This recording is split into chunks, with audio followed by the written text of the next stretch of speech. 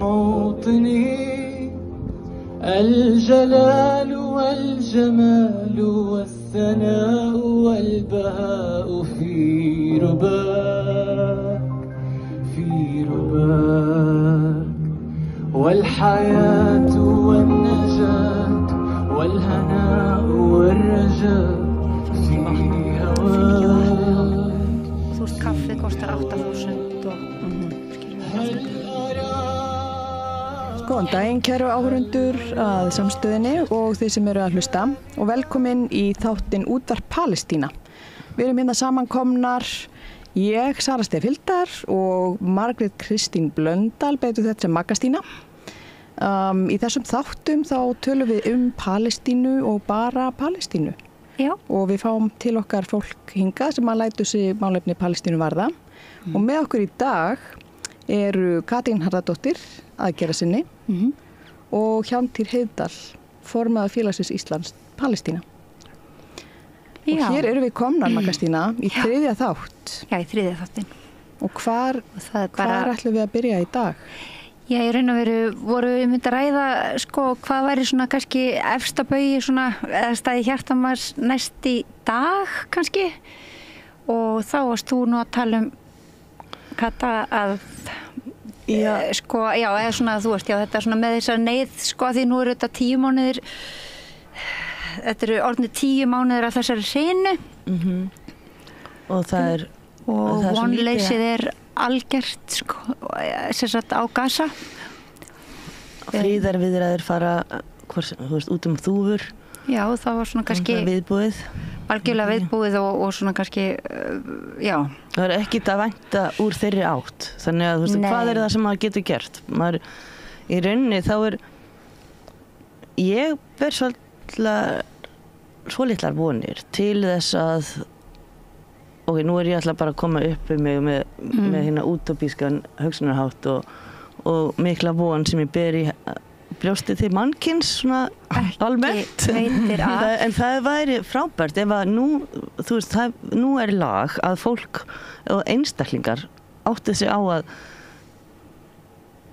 það, þú veist, fólk eitt og sér getur alveg, einstaklingar einir og sér geta lagt eitthvað að mörkum og ekki bara að setja inn 2500 kall inn á eina söfnun, heldur líka bara að vera svona, þú veist, þrýsta á stjórnvöld í sínu heimalandi. Já.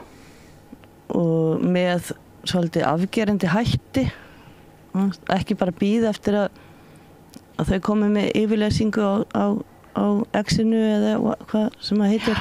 Þú ert kannski að tala þú veist að svona þegar svona langt er gengið og hérna einhvern veginn við erum farin að lifa við hérna svona þessa dystopísku sín, eða svo bara það sem við sjáum er bara helvíti á jörð. Já.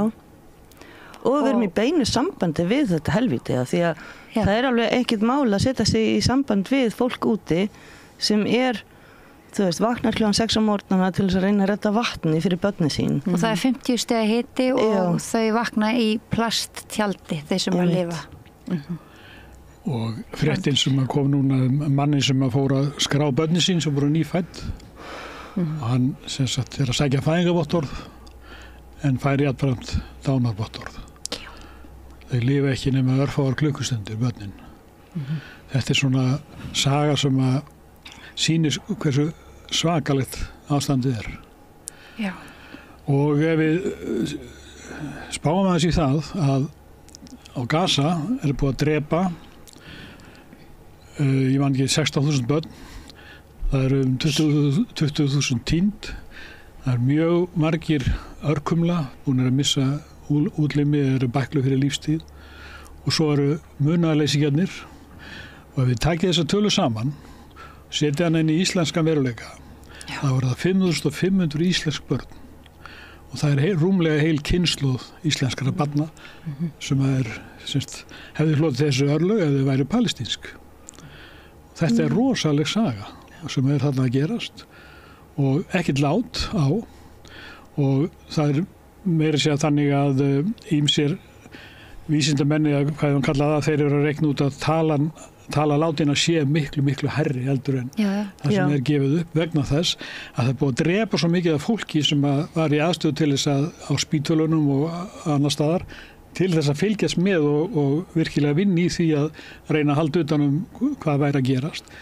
Mikið af því fólki er ekki lengur meðal okkar og þetta sýnir bara að þetta þjóðarmorð að það er þarna í fullum gangi og það verður engu yrt.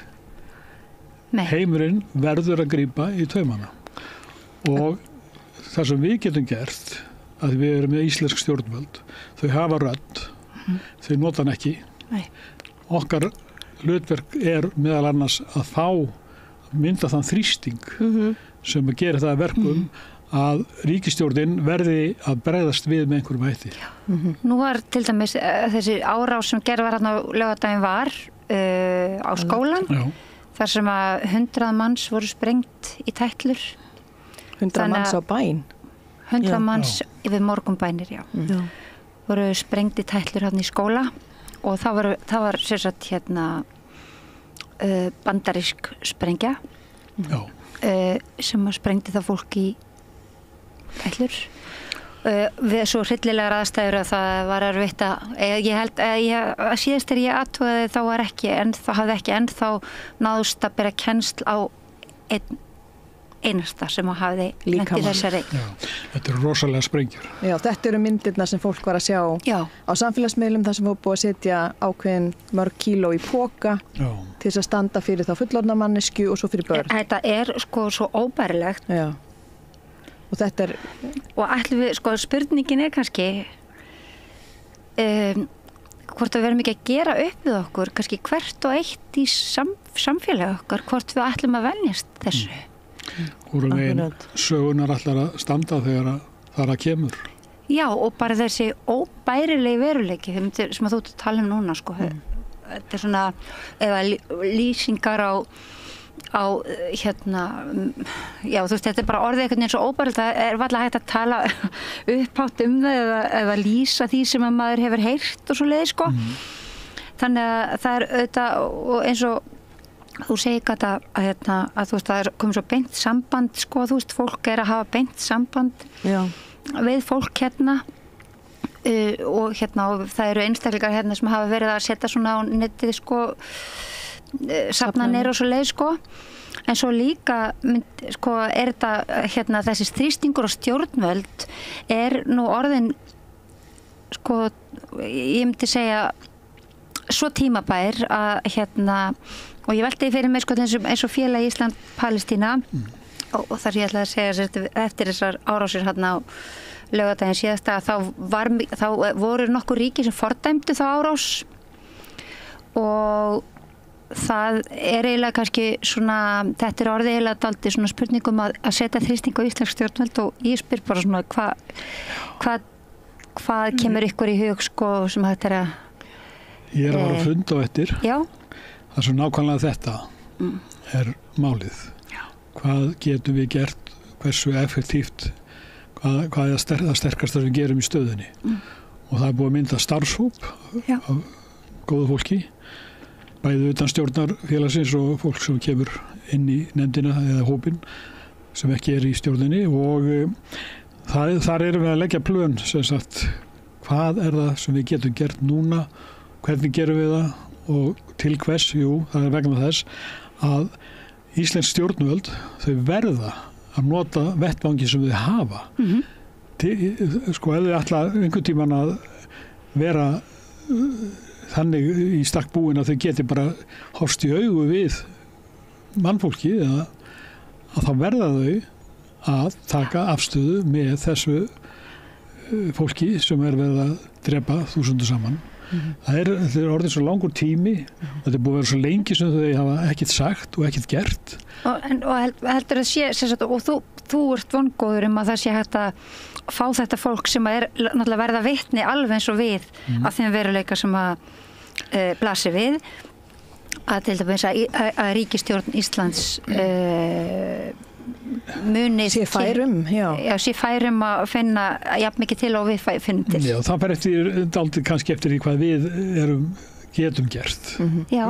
Hvernig sko, okkar göngur og við makið athygli og allt það. Já.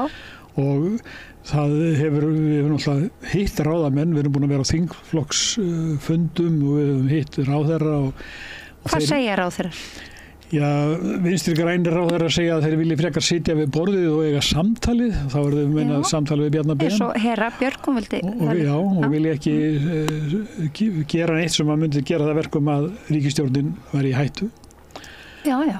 Nú, fólk segist alveg skilja okkur og okkar afstöðu. Okkar afstöðu, en fólkið okkar, eða eitthvað. Jú, þeir eru fullkomlega meðvituð það sem að gerast. Það enginn sem getur sloppið við það að vita hvað að gerast. Síðan bara spurningin, sko, Ísrael hefur haft rosalegan stuðning og það dálítið vont eða erfitt mál að sigrast á því. Þeir eru svo rótgrónir inn í valdakerfi Vesturlanda. Já, þeir hafa keypt sig inn í síðustu 80 ár, það allstar á öllum. Já, en nú eru þeir búin að afhjúpa sér svo mikið. Það eru fasistar sem að stjórna í landinu og það því fyrir sem að menn viðurkenna það, því fyrir verður vonandi eitthvað gert sem skiptir máli. En eitthvað tilfinning svo sko að því að ég held að við velkjumst ekkert í vafa það að það séu fasistar þar við stjórn og víðar eru þeir við stjórn. Er þetta ekki bara að við erum svo höll undir Bandaríkjum, það bara leið og það eitthvað breyting þar, þá mun kannski þessi ríkisstjórn sem við erum með núna, þá mun hún sína lit. En nú sá ég mynd í gær eða í morgun af Kamilu Harris að taka í höndina á Netanyahu og yfirskriftmyndarinnar var að Bandaríkin hefur samþykkt 20 miljardar dollara. Já. Og þannig að þú veist að það alltaf, sko, ef við viljum horfa á hlutinu kannski svona eins og blasa við í raun og veru, að þá þetta í raun og veru þjóðamorð framið af Bandaríkjunum og Ísrael vinnur verkið. Og við erum samseg. Og við erum samseg. Mér langar að vita hvað, og með öll þessi vopn, þessar sprengjur sem eru notaðar til að drepa börnin hann á Gaza, þú veist, fara þau íslenska lofthelgi. Mér langar að vita það. Þú veist, er þetta eitthvað svoleiðis í húfi? Gæti félagi Ísland-Palestínu til dæmis? Það er mjög erfitt að finna út úr því. Það er náttúrulega varnarmál, top secret. Leyndarhjúpur yfir öllu svona. En ég var aldrei, mér langar að fá að vita það. Er það ekki eitthvað óeðlilegt þessi leyndarhjúpur yfir því? Nei, minna, þú veist, það eru já, af því að það hefur að gera með varnir landsins. Þannig að stundum er hægt að sjá þetta á Keflavíkurflugvelli. Já, það er nú eitthvað fólk sem getur. Ég meina, ef það eru apar fluttir hérna í gegn til hérna sýnistöku. Ég meina, það eru þetta fordæmi fyrir fangaflutningum, hérna íslenska lofthelgi, það eru kjarnorku, vopnaæfingar, umhverfis Ísland. Er hægt að reikna sig út úr þessu? Ég meina, geta þeir flogið með vopnin og svona þungt án þess að stoppa á Íslandi? Alveg örugglega. Það er einhver samningur hann að þetta er rosa flugvélar. Þeir eru ekki að stoppa hér, það er ýmsar liður. Já. Og það er örugglega mjög erfitt að ná upplýsingum þetta. Ég er kannski bara komið með einhver svakalega álhatt, ég veit það ekki, en ég veit bara þú skal bara gera ráð fyrir því versta frá þessu fólki. Það er ekki tækt annað. Það er búið að afhjúpa það að þeim er skítsama fjöldamorð. Já. Og þeir skaffa bombunar, þeir skaffa flugvélarnar. Þeir bara, í raun og veru er þetta þeirra verknaður, bara, sko... Og líka þessi rök, þessi afsakanir, þú veist, þegar þeir fá að heyra það fyrir einhverja ógeðslega sprengjur eða einhver þessi hryðjuverk þeirra, þú veist, hérna tjaldbúðirnar voru sprengdar og það komaði með einhverja afsökun á Ísrael að þetta hafi verið mistök, en það sést alveg líka, þú veist, eins og í núna þegar þessi, þú veist, þeir miða á eina íbúð í einu íbúðarhúsi eins og þennan með bæði í Teheran og í Líbanon. Og það, nefnir að það er ekki takt, þeir eru með fullkomna tækni til þess að miða út og sjá hver í íbúðinu. Þeir vissu alveg að þarna var móðir með 2 unga börn. Þeir vissu það alveg og þeir drápa hana samt. Og við erum samsök í þessu. Ég held að einhvern veginn íslenskur almenningur verður að fara, ég skil ekki okkur, það er alltaf sama hvað erum við mörg á að ganga, þú veist, eins og Það mest er. Já. Kannski 1500 manns. Já, þó það, en samt, þú veist, það búa 100.000 á höfuðborgarsvæðinu. Eða sem... En málið er náttúrulega meginstraumsfréttir, segja ekki fréttir af þessari hátækni. Það er stór hluti að þessu. Sko, þú veist, og hvernig Palestínufólk hefur þurft að búa við svona Stasi-monitoring, sko. Ég meina þetta er það sem að fólk kannski þarf að átta sig á til að skilja umfangið á grimmdinni sem að ríkir þarna. Og svo heldur þetta bara, fyrir ekki Hjálmtýr, en að því að ég var að líka aðeins að skoða fréttirnar áðurinn kom og það var hérna Netanyahu það var nú bara síðast í morgun að hann gaf leyfi fyrir fleiri landránsbyggðum. Landránsbyggðum, já. Þeir eru bara byrjaðir, þú meina þeir komast upp með þetta á Gaza og þá halda þeir bara áfram og þannig gerst þetta, þú veist að það er hérna sem þessi prófsteinn sem að Palestína er á mannréttindi, hann er bara, þú veist, við erum að tapa mannréttindaleiknum hérna. Já, því hver næst nefnilega? Svona á alheimssviðinu, við erum með þessa 2 dómstóla, alþjóða glæpadómstólinn og alþjóða dómstólinn. Og við heyrum alveg frá þeim hvert það stefnir. Það er bara 15 dómarar á móti 3 í margir hlutföllin sem að segja, hér er þjóðarmorð í uppsiglingu og annars það hjá glæpadómstólum við erum að fara að gefa út handtökuskipun. Og hvernig ætla Bandaríkin, Bretar, Þjóðverjar, Frakkar og þessi helstu stuðningsríki, hvernig ætla þau að bregðast við þegar alþjóðadómstóllinn segir, hér er þjóðarmorð. Og það er náttúrulega það getur ekkert komið annar úrskurður. Það er svo augljóst af því að dómstóllinn sagði við Ísrael þeir verða að hætta þessu. Það er þjóðarmorð í uppsiglingu. Þeir hættu því ekki, þeir juku og þannig að dómstóllinn endanlega kemur með úrskurð. Og þá er spurningin, ætla þessi ríki sem hafa sagst vera í farabróti fyrir mannréttindum og síðan ætla þau að eyðileggja þetta kerfi með því að sko Ísrael er eins og krabbamein meina ég í alþjóðasamstarfinu. Þetta er krabbamein sem má ekki beita neinum þvingunum, má ekki stoppa. Það fær bara að grassera. Það fær bara frítt spil í öllum skilningi. Já, og ef það fer alla leið með því að eyðileggja þetta kerfi sem mannréttinda yfirlýsingarnar allar byggja á, hvar erum við stödd? Er það vegna þess að efnahagslega eru þessi ríki eins og Evrópusambandi, ríki innan Evrópusambandsins og Bandaríkin svo háði að keyra þessa stríðsspil? Ég meina, það er engin önnur útskýring. Það er mjög misjafnt, Bandaríkin er alltaf fremst þar.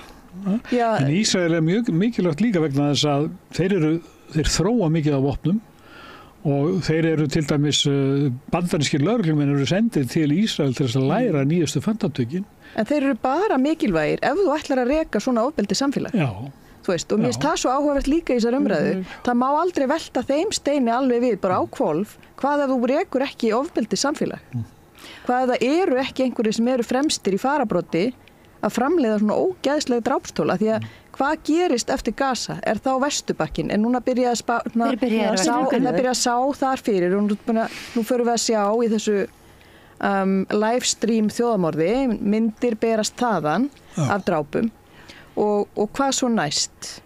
Það verður ekki staldra þar við, sko. Já, að ég hef sagt það áður hérna, en ég meina það er verið að tala um, sko, þetta sé á einhverjum svona skala að þessari tækni þeir hljóta fyrir að beita henni áfram, þú veist, sunnan miðbaugs, þar sem að þjóðríki eru líkleg til þess að krefjast þess að einhver svona surplus nation verði eitt úr þeirra hagkerfi. Það er talað um að Gaza sé svona tilrauna staður sko fyrir vopnin sem þeir eru að þróa sko. Öll Palestína hefur verið það og þegar að ísraelskir vopnaframleiðendur mæta á vopnasýningar og það eru til kvikmyndir sem sýna þetta, þá segja ég bara það er búið að pröfa þessi og reyna þessi vopn. Þið getið þrist í að þessi vopn í lagi. Og ábyrgðin tekin. Það sem við líka áhugast, ég horfði á heimildamynd, það sem að gervigreind beitt þess að þróa þetta skotmið. Og þetta svona sama og gerist með samfélagsinnviði í rauninni. Þú veist að þeir eru fjármálavæddir í þeim tilgangi líka að draga úr ábyrgðins. Þannig að núna þú veist svona illusion of choice til dæmis í heiminum þannig að þetta allt bara í einhverjum sjóðum og hluthöfum. Það ber engin beint ábyrgð á neinu ef eitthvað klikkar. Þú veist að því allir áttu bara hluti í þessu en enga ábyrgð.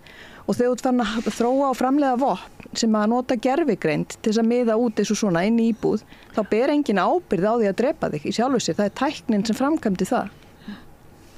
Já. Og þetta köllum við framfarir. Þetta bara ótrúlega áhugaverð pæling upp á bara siðfræði tækninar. Hver á þá einmitt? Hver á að bera ábyrgð á þessari tækni? Já, ég meina, við hefum erum við ekki alltaf sammála það að heimurinn hefur, eða hinn vestræni heimur allavega, hefur beðið siðferðilegt hrun, ég meina algjörlega núna. Jú, það ekki hægt að komast lengra í hræsni en að skaffa vopn til þess að drepa fólk, standa í einhverjum svokölluðum friðarviðræðum og jafnframt telja sig vera í fararbroddi varðandi mannréttindi og frelsi. Þessi þversögn svo rosaleg. En það alltaf fleira og fleira fólk að sjá að þetta gengur ekki saman og það allstað þessi hreyfings hliðhóll Palestínu, hún að styrkjast rosalega út allan heim. Þið sjáu myndir frá borgum þar sem að strætin fyllast og við ættum hérna á Íslandi í rauninni að vera búin að ná meiri hljómgrunn fyrir okkar baráttu. En það til dæmis við fylltum háskólabíó og rúmlega fylltum það þarna á fyrsta fundinum. En við náum ekki endilega að ná mörgum í göngu. Alltaf fullt af fólki sem að treystir sig ekki til að ganga og allt það. En ég myndi halda það að þarna vanti okkur eitthvað átaklegs að brjótast í gegn með upplýsingar og að fá fólk til að tengja vegna þess að eins og ég segi, það allir að sjá þetta. Og spurningin kannski bara hvort að við sjáum eitthvað svona samasemmerki, sko, þú veist þessi almenni meirihluti fólks, sko, sjáu samasemmerki á milli þess að mótmæla og það þýði að setja stjórnvöldum stólinn fyrir dyrnar í sambandi við að taka afstöðu í þessu máli, sko, og taka svo afleiðingunum af því. Já. Þú veist, það er alltaf ákveðin hræðsla vegna þess að þeir sem að rísa upp gegn því sem að Bandaríkjamenn boða og verja málstað Ísraels, þú lendir í ákveðinni andstöðu og það er ekki allir sem að þora að stíga út fyrir þægjandaramman í þessu og vilja bara vera með þessar almennu yfirlýsingar og vera hneykslaðir eða leiðir eða ég man ekki hvernig forsætisráðherrann fyrirverandi sagði að hún var leið yfir þessu. Já, hún var ekki res. Það er ekki. Hún hafði völd til þess að gera eitthvað stærra. Algjörlega og það raun og veru alveg, sko, já, ég sagan mun dæma það. Hvernig stendur það? Ég skil það bara ekki. Akkur ekki bara allir brjálaður út á götu? Ég bara næði ekki. Ég meina að því að þessi útópíski draumur minn, ég náði ekki alveg að útfæra hann nógu vel fyrir ykkur, en hann felst svolítið í því að fólk bara, þú veist, að finni samtakamátt og þú veist, að það sé eitthvað svona sem að bara eins og hefur gerst, ég meina í baráttu samkynhneigðra og baráttu, þú veist, kvenna og þú veist, ég meina við síðustu 30 ár er alveg mjög gott dæmi samtakamátt fólks og hvað hann getur leitt af sér og þannig að og núna, ég veit hvað er þetta aftur, þú veist, það er bleikþvottur, er þetta hvítþvottur eða hvað konar þvottur er það þegar mannréttindi eru í húfi þú veist, það er hérna pinkwashing og whitewashing þú veist hvað okkur sér fólk ekki gegnum þetta, þú veist ég held að kannski mun fleiri heldur við höldum sko sjá í gegnum hlutina og allt það, sko, og það sem ég heyr því ég sko bara orðin eldri en 10 ára að þá heyri ég voð mikið svona, það voð mikið magnleysi. Það voð mikið svona magnleysi. Svona vanmáttur. Vanmátturinn, já. Og fólk segir bara, þú veist, ég er bara þunglynd Auðmikið það. Ég er bara þunglynd að ég hugsa þetta. Nei, skiljið þið, þú veist, og maður hugsa, þú veist, þetta er svona hugsun, einhvern veginn, svona skammvinn hugsun. Þú veist, og ég segi líka, ég hef mikið óþol fyrir þessu persónlega, en eins og kannski að maður ætlar að reyna að sýna þið skilning og ganga svona skrefinu lengra og sýna þið einhvern skilning, að þá, þú veist, sko, er ég algjörlega sammála því að maður finnur fyrir gríðarlegu þunglindi, en eins og kannski er þetta alltaf spurning um hvað þú ætlar að hefja þig yfir, þú veist, hvort þú ert tilbúin að svona að finna samtakamáttinn. Í það sem hefur hjálpað minni seglu að finna mína seglu, það er að vera í sambandi við fólk úti og líka fólkilega heima frá Palestínu, af því að þau eru bara ótrúleg, þau eru alltaf búin að alast upp við þetta, að ég hef aldrei komið þangað, sko, en ég veit að þau eru búin að alast upp við þetta og þau, og þetta er náttúrulega ekki nýtt að nálinni, við vitum það, þetta ofbeldi, en það er bara, þú veist, lífið heldur áfram. Og þau mega ekki gefast upp, ég tek undir með þér, það er mjög inspírandi að fylgjast með hvernig þau sko, fara með hennar sársauka og þetta ofbeldi sko. Og ég veit að eins og þú varst að tala um áðan sko, þessar safnanir, ég held að ég hef allavega tekið eftir því að því að ég tengdist þarna nokkurum eins og mörg hafa gert sko. Það er náttúrulega bara yfirþyrmandi fjöldi vinabeina sem er að berast fólki, en ég er ekki alltaf vissum, að því ég var sjálf ekkert vissum það í upphafi, að fólk skilji samhengið sko, eins og við vorum að ræða bara hérna áðan, hvort þú skilur raunverulega, þú veist, það er 50 stiga hiti, það er ekkert vatn, það er ekki rafmagn, þú veist, það er ekki þetta eru svo ótrúlega miklar það er ekkert frárensli, það er svo erfitt að þetta er flókin og grimm svona heimsmynd að setja sig inn í, þú veist, og svo er bara búið að vera líka, það þvælist svo fyrir held ég líka fólki svona svindl, þú veist, fólk er mjög svona vart sig, er ekki vissum að þetta sé sann, þú veist, það setur alls konar svona fyrir sig, en það einfaldasta í heimi er eins og þú segir, að svara fólkinu og tala við það, og þá ertu komin í samband.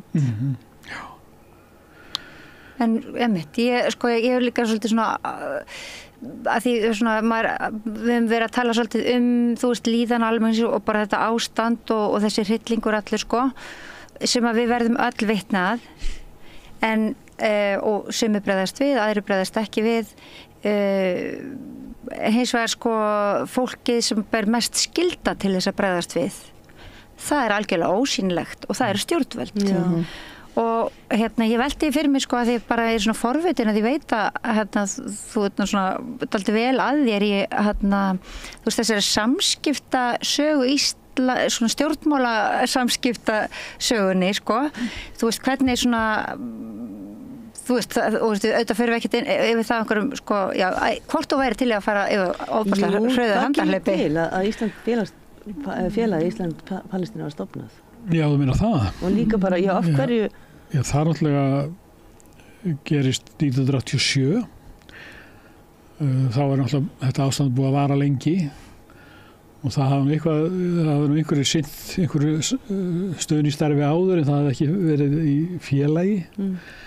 Það eru menn eins og Sveiður Rúnar og Salman Tamimi og fleiri, Elias Davíðsson sem eru frumkvöðlarnir að starta félaginu og stofna félagið og það er náttúrulega menn sem að þekkja svo vel til og hafa verið þarna.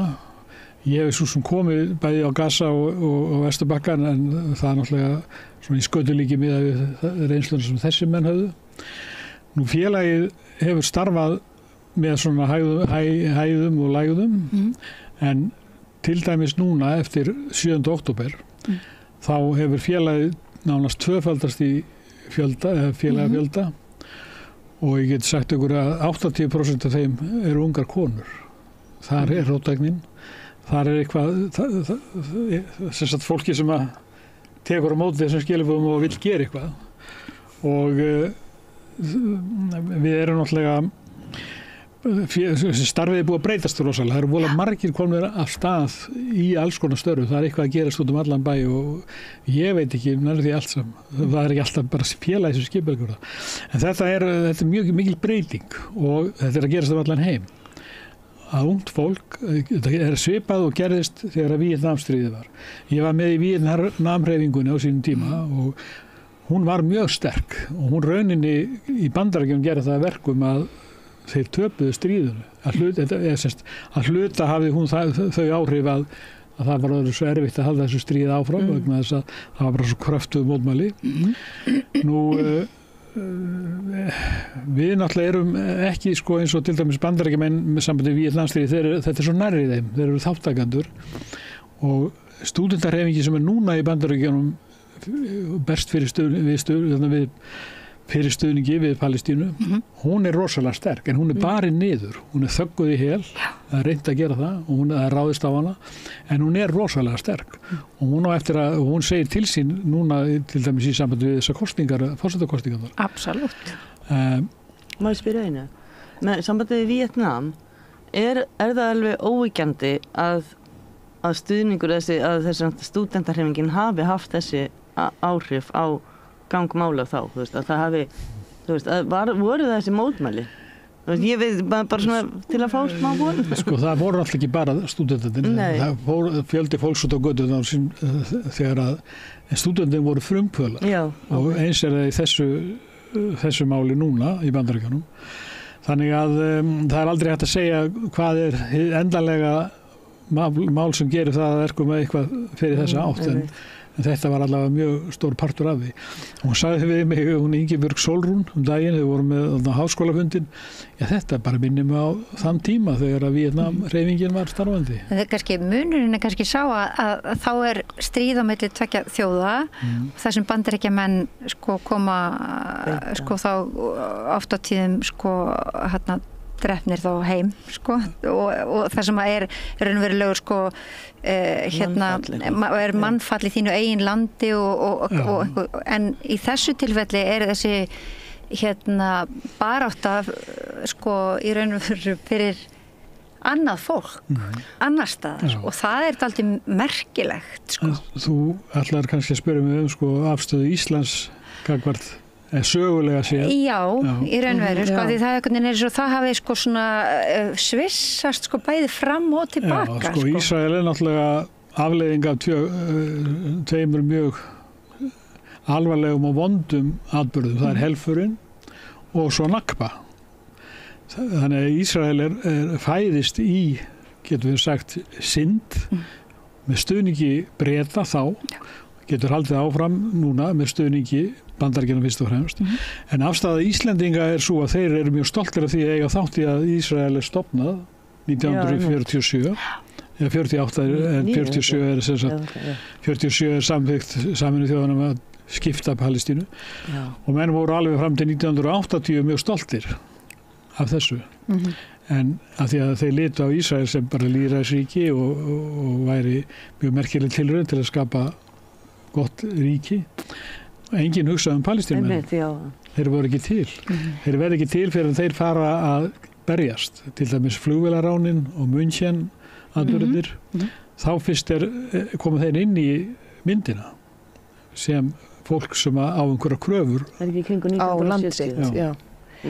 München var ekki á Ólympíuleikunum 72. Og líka bara kröfa á þau séu þjóð. Já, og eigi réttindi eins og annað fólk. En mandaran í dag er þessi, Ísrael hefur rétt til að verja sig. Ísrael er lýðræðisríki og Ísrael er náttúrulega ekki að verja sig. Þeir eru að sækja, þeir eru að stela landi. Og síst að öllu eru þeir nú lýðræðisríki? Þeir eru ekki lýðræðisríki í venlegri skilningi. Nei. Nema fyrir þann hluta landsmanna sem eru gyðingar af réttu kyni.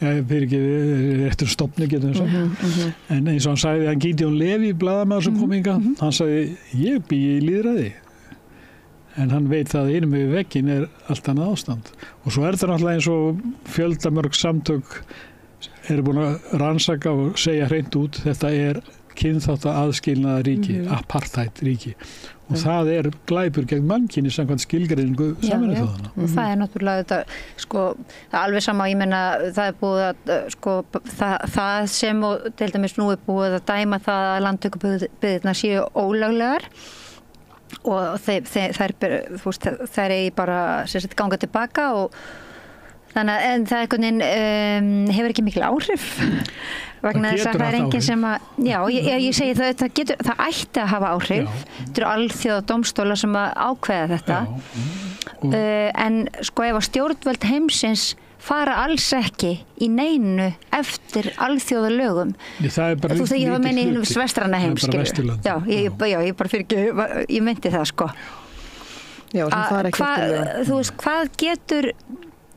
hvað getur fólk þá tekið til bragðs ef að stjórnvöld fara ekki alþjóðalögum, hvað getur almenningur tekið til bragðs? Já. Við getum kannski bara hætt að borga skattan okkar og bara við viljum ekki taka þátt í þessu samfélagi sem að styðja þjóðamorð, við getum ekki gert eitthvað svoleiðis strax. Það náttúrulega minn draumur líka. Það hefur verið, já, ok, hún hluti að þessu, en nei, ég myndi frekar vilja fá vægari aðgerðir, þú veist, ég vil alveg borga skattana mína, sko. En þetta svona last resort, að síðasta hálmstráið, það að... Þú hefur nú reynt ýmislegt í þessum málum, að reyna að bregðast við. Jú, mikið rétt. Jú. En þú veist, glimmer og greinaskrif eru greinilega ekki nóg. Nei. En það hjálpar. Já, ég myndi segja þetta svona sterkasta viðbragð allavega sem ég hef séð frá þá núverandi forsætisráðherra. Það hefur ekki orðið svona sterkara í annan tíma, held ég. Já, ég bara býði til kæru. Nei, ég auglýsir eftir henni núna.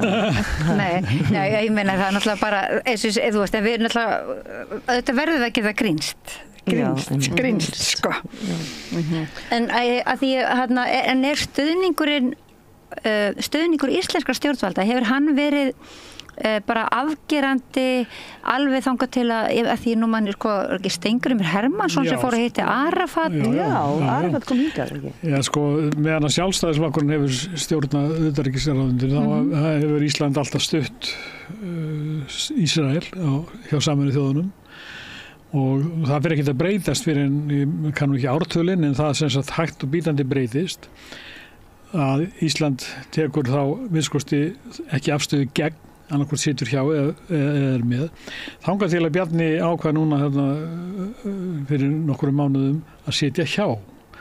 Og þá var náttúrulega ástandið þannig að það varð smá stormur í ríkisstjórninni. Af því að það eru 140 ríki sem að sögðu já, einhver 11-12 sem að styðja Ísrael og svo var hellingur sem að satt hjá og þar að meðal Ísland og flest Norðurlöndin. Ekki Nóri, var það ekki Nóri og samt eða? Nei, allir Nóri hafa ekki, ég maður ekki allar að spöfuna. Þetta er alveg skandal. Þarna sem sagt reyndi Bjarni að færa rauninni afstöðu Íslands aftur á bak. Var þetta ekki svipa leiti og hann efaðist árás? Já. Jú, þetta er þeim tíma. Hann er gegn sýrður stuðningsmaður og þegar hann var formaður utanríkismála nefndar Alþingis fyrir mörgum árum, þá sagði hann, við verðum að taka tillit til þarfa Ísraels. Og hvaða þarfir eru það? Það eru þarfirnar að stela landi og hrekja fólk í burtu. Já, hann sannlega skilur það. En Líkúd er náttúrulega systurflokkur Sjálfstæðisflokksins, já. Þannig að það er kannski ekki skrítið. Já, þetta er eitthvað bræðræðilega þarna í millum. Já. Akkurat, já. Það er eins og þeir hafi ekki lesið stefnuskrá Líkúd. Það stendur mjög skýrt að engir hafi réttindi í landinu Ísrael, sem er þá stærra heldur en Ísrael er í dag, nema gyðingar. Þeir einu sem að geta fyllt eftir og búið við lýðræði í þessu landi. Þetta meiri segja, þetta komið líka inn í grunnlög Ísraels. Þeir hafa enga stjórnarskrá, þeir hafa grunnlög. Það stendur þetta skýrum stöfum. Og það er mjög skrítið að styðja ríki sem bæði er með forystuflokk sem að segir þetta að bara rasíska yfirlýsingu og jafnframt búið að skrifa það á 2018 og verið að skrifa inn í grunnlögin og þá sögðu náttúrulega margir svona hugsandi Ísraelar að nú erum við semst að taka skref, það er verið að afhjúpa í rauninni síónismann að hann er rasískur og hann er kynþátta byggður af því. Ætli Bjarni átti sig á þessu? Allan hugsi í þessa átt. Ég meina kannski fyrst hann það bara eftirsóknarvert. Já, það lítur að vera fyrst að við erum að koma að því við höfum haft svo nægan tíma. Þá lítur maður að geta að dreigja ykkur áður. Já, hans grunnafstaða er þessi. Nú utanríkis eða ekki núna? Þórdís er utanríkis, já, og Bjarni er fórsetis, það er ekki skrítið að maður ruglist í rýminu, sko. Hún er reynda búin að tala mikið mannréttindi, en þá er hún alltaf að tala Íran. Já. Er hún að tala þá mannréttindi í Íran? Já, hún var þáttakandi á Þýskalandi hjá mannréttindaráði Sameinuðu þjóðanna að flytja tillögu gegn Íran. Þeir eru nú aldeilis sterkir á svellin í mannréttindunum í Þýskalandi í dag. Þar sem sýnir hún það að hún vill fylgja mannréttindum en hún er svona selektív, það gildir ekki alla og hún bara segir ekkert Ísrael. Hún fær sér svona gæluverkefni svona til þess að þetta er bara ekta hvítþvottur, eða ekki? Jú, ég meina hún fellir tár bara, sko, þú veist, hún bara má ekki hugsa í áttina Úkraínustríðinu, sko, á þess að fella tár. Eitt tár. Og og þetta er náttúrulega orðið stolti óhugnalegt, þannig að það er svona spurningum hvað maður sko gefur mikið eftir í hugsunum og þau átti sig ekki. Ég hugsa nú að það átti sig, sko. Já, þau sjá sömu fréttir og við. Já, þau lifa, já. Og þær fréttir eru ekkert að ljúga þess að þegar það eru beinar myndir frá fólkinu sem er að hrekjast á einu stað í annan, þegar búið að sprengja húsið þeirra og en maður hlýtur að sjá forgangsröðun íslenskra stjórnvalda í því að þau velja að segja ekkert eða beita sér ekkert gegn þessu og standa með gerandanum sem eins og við ræddum hérna áðan, þetta er svona búlíismi á alþjóðavettvangi. Já, en það er sko í sambandi við alþjóðadómstólinn og sáttmálan gegn þjóðarmorði sem Ísland er aðilað, þar stendur mjög skýrt. Ef að ríki verður þess vart að það er í gangi þjóðarmorð eða í uppsiglingu þjóðarmorð, þá að bregðast við. Og þeim ber skylda til þess að stendur sko orðrétt að þeim ber skylda til þess. Þá geta þeir rauninni gert það með því móti að þeir geta sem sagt hefði viðskiptaþvinganir, það væri sterkt vopn, mögulega slíta stjórnmálasambandi. Eina sem við gera núna er að senda svona yfirlýsingar og segja að þið verðið að fylgja já, þeir var ekki náttúrulega fordæmt, þeir var ekki ennþá fordæmt. Ekki Ísrael, þeir fordæmdu Hamas. Já, fordæmdu Hamas, sko. Ísrael, þú veist, nú er ég bara ennþá förstana í þessum grunnlögum á Ísrael, en hafandi þetta í sko þeirra stjórnarskrá eða grunnlögum eða eitthvað, ætli það hafi ekki stjórnarskrá af því þá er ekki hægt að segja neitt við þessu, en mína, þeim ætti að vera útskúfað úr öllum alþjóðasamfélaginu, það er svona hafandi þetta hjá sér upp á. En ég tala um viðskiptaþing. Þetta er svolítið vanmátturinn sem fólk horfir upp á, svo bara gerist ekkert. Akkurat. En viðskiptaþinganir er náttúrulega eitthvað tæki sem hefur sko dugað mjög vel og svona og er funksionelt sem sagt og í raun og veru ég get það svona sögða því að svona ungur frendi minn sko var að spyrja einmitt svona þú veist eins og okkur svona limmiða og hvað þýðir það og ég var að reyna að útskýra fyrir honum, já það er sem sagt þegar fólk hefur reynt að sko mótmæla óréttlæti og það verðist enginn heyra að þá er það viðskiptaþvingunum oft beitt sko því þá opnast ekki eyrun á fólkinu sko fyrir það sko fyrir að fara að tæmast vasafnir sko og eitthvað svo leið sko en sko ég man eftir það var það var sem sagt í borgarstjórn var samþykkt einhvern tímann að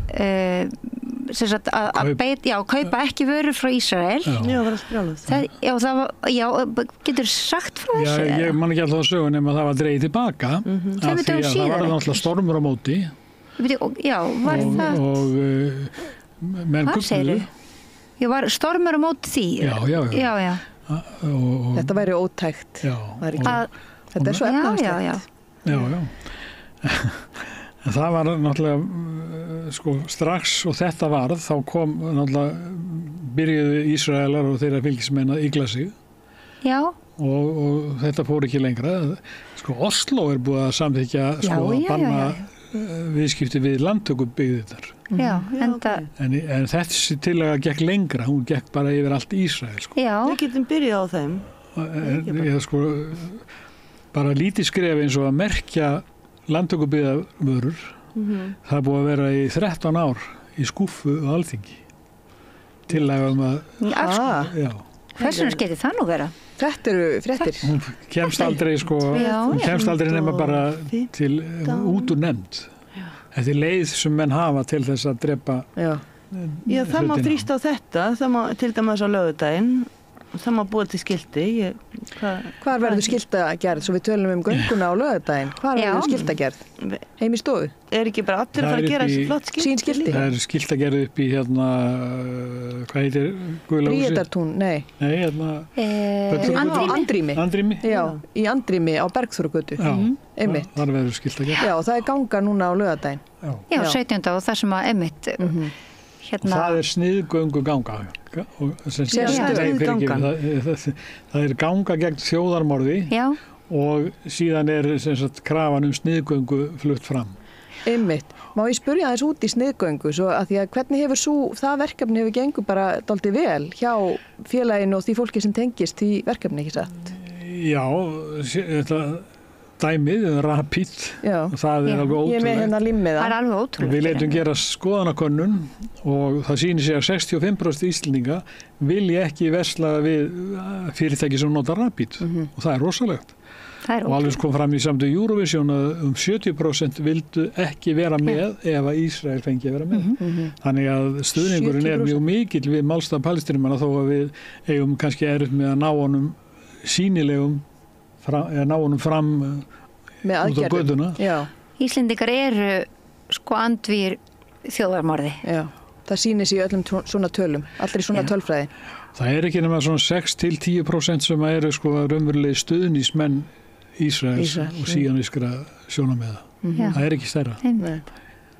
Og hvar þeir leynast, þeir eru í Sjálfstæðisflokknum, þeir eru í Miðflokknum og þeir eru á netinu líka. Þeir eru í flokkum.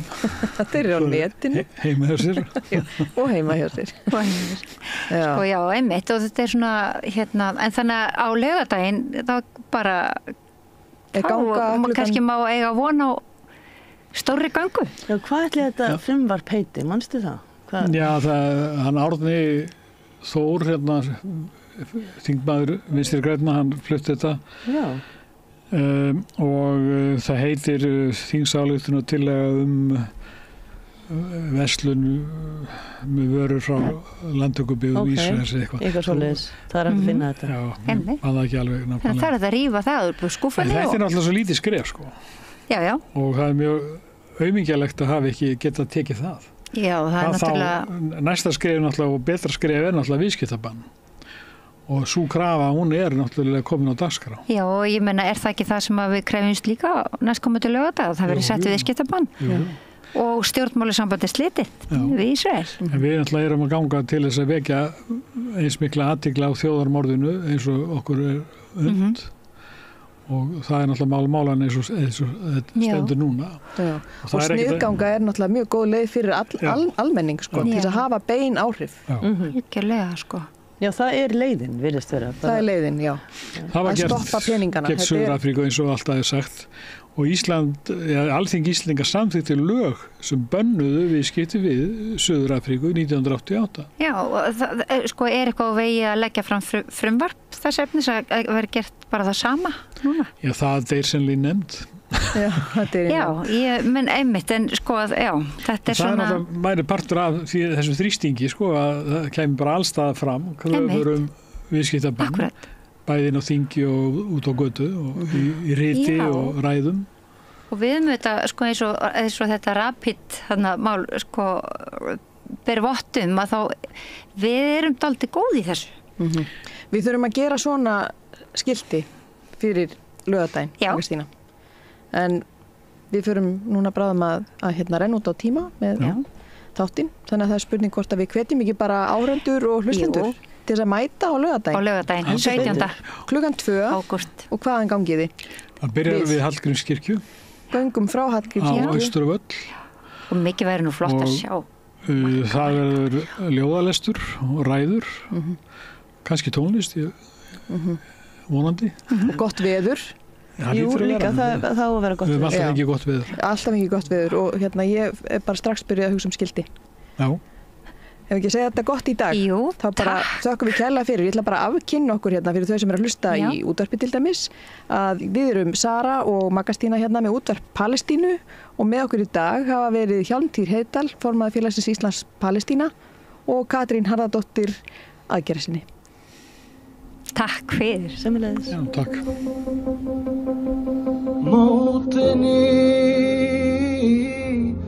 موطني الجلال والجمال والثناء والبهاء في رباك